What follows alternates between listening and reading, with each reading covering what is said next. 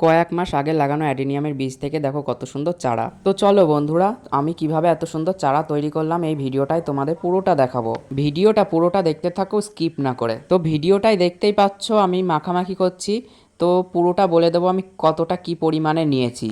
তো অ্যাডিনিয়াম কিন্তু একটা মরু প্রজাতির গাছ। এই গাছে কিন্তু বেশি জল লাগে না, আর বেশি জল দিলে কিন্তু গাছটার গোড়া পচে একদম মরে যাবে। তো চলো এবার আমি বলে দিই কি কি মিক্স করেছি আমি এতে। তো প্রথমে বালি নিয়ে নেবে, যে কনস্ট্রাকশনের বালি হয় লাল বালিগুলো, ওই বালিগুলো কিন্তু নিয়ে নেবে। তো বালি দেবে 3 ভাগ আর মাটি দেবে 1 ভাগ। এটাই কিন্তু অ্যাডিনিয়ামের মাটি তৈরির পদ্ধতি। তো স্ক্রিনে তো দেখতেই পাচ্ছ আমি একটা বিরিয়ানির কন্টেনারের নিচে কিন্তু অনেকগুলো ফুটো করে নিয়েছি। ফুটো অবশ্যই কিন্তু ফুটোটা করতে হবে। তার ভেতর কিন্তু আমি বালিগুলো পুরো ভরে দিচ্ছি, আর তোমরা যে কোনো কিছুর মধ্যেই লাগাতে পারো বালি দিয়ে। তো আমার কাছে কিছু ছিল না জন্য বিরিয়ানির কন্টেনারটা আমি বেছে নিয়েছি। তো যেটার মধ্যেই লাগাও নিচে কিন্তু অবশ্যই ফুটো করে দেবে, না হলে গাছের গোড়ায় বেশি জল জমে গেলে কিন্তু বীজগুলো পুরো পচে যাবে, নষ্ট হয়ে যাবে, তার ফলে কিন্তু আর গাছ হবে না। আমি আগেই বলে দিয়েছি ভিডিওর শুরুতে যে অ্যাডিনিয়াম কিন্তু একটা মরু প্রজাতির গোলাপ, আর অ্যাডিনিয়ামে কিন্তু বেশি জল লাগে না একদম। যখন বালিগুলো একদম শুকনো শুকনো লাগবে তখনই কিন্তু অ্যাডিনিয়াম গাছে জল দিতে হয়। আর দেখো তোমাদের সঙ্গে কিন্তু কথা বলতে বলতে আমার সেট আপ করা হয়ে গেছে। এখন কিন্তু অ্যাডিনিয়ামের বীজগুলো লাগাবো। অ্যাডিনিয়ামের বীজগুলো কিন্তু একদম ধানের মতন দেখতে হয়, ছোট্ট ছোট্ট। আমার কাছে কিন্তু অ্যাডিনিয়াম 2 ধরনের আছে। এক ধরনের দেখালাম আগেই ভিডিওর শুরুতে যে গাছ হয়ে গেছে, আর এইটা এখন লাগাবো, এইটা কিন্তু অন্য ভ্যারাইটির গাছ।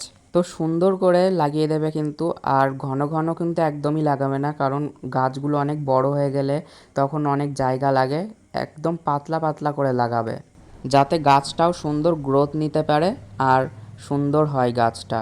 আর হ্যাঁ, ভিডিওর শুরুতে কিন্তু একটা জিনিস বলতে ভুলে গেছি, তোমাদের যদি বাড়িতে গোবর সার অ্যাভেলেবেল থাকে তো গোবর সারও একটু মিক্স করে দিতে পারো, তাহলে আর গাছটা আরও সুন্দর হবে। তো আমার কাছে অ্যাভেলেবেল ছিল না তাই আমি দিইনি।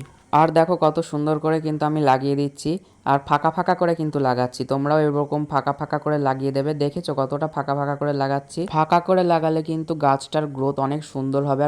আর গাছগুলো কিন্তু বালিতে লাগিয়ে একটা সুবিধা পাওয়া যায়, সেটা হলো বৃষ্টির জল যদি পড়ে তো দ্রুতই নেমে যায় নিচে, তো আটকে থাকে না, তার ফলে গাছ বা বীজ দুটোই কিন্তু ভালো থাকে। আর দেখো আমি কিন্তু সুন্দর করে বীজগুলো লাগিয়ে দিচ্ছি। তোমরা কিন্তু ভালোভাবে বীজগুলো লাগাবে, নাহলে গাছ নাও হতে পারে।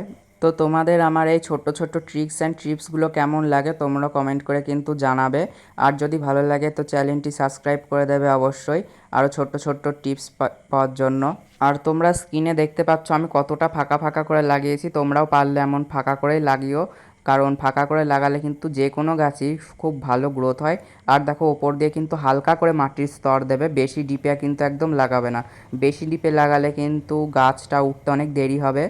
তো দেখো আমার লাগানো কিন্তু কমপ্লিট। বীজগুলো এবার খালি অপেক্ষা করার পালা কবে গাছ বেরোয়। তো গাছ বেরোলে তো অবশ্যই তোমাদের সঙ্গে শেয়ার করব। তো তোমরাও অপেক্ষায় থাকো। অ্যাডিনিয়ামের বীজ বেরোতে আমি শুনেছি 1 সপ্তাহ নাকি টাইম লাগে। তো দেখা যাক কতদিন টাইম লাগে। আর তারপরে দেখো হালকা করে জল দিয়ে দেবে যাতে পুরো বালিটা ভিজে যায়। পুরো বালিটা কিন্তু ভিজে যাওয়ার পরে কিন্তু আর জল দেবে না, যতদিন না এই বালিটা আবার পুরো শুকিয়ে যাচ্ছে। যখন দেখবে বালিটা শুকনো শুকনো হয়ে যাচ্ছে তখনই কিন্তু জল দেবে, তাছাড়া এক্সট্রা কোনো জল দেবে না। জল দিলে কিন্তু একদম গাছগুলো আর হবেই না, কারণ এগুলো মরু জাতের গোলাপ, তাই এগুলোতে বেশি জল লাগে না। আর বেশি জল দিলে কিন্তু গাছ মরে যায়, পচে যায় গাছের গোড়া। তো দেখতেই পাচ্ছ আমি পুরোটা কিন্তু বালি ভিজিয়ে দিয়েছি, এমনভাবে তোমরাও ভিজিয়ে দেবে। তো আজকে তোমাদের এই ভিডিওটা দেখে কি কি শিখলে আর কি কি জানতে পারলে অবশ্যই কমেন্ট করে জানিও।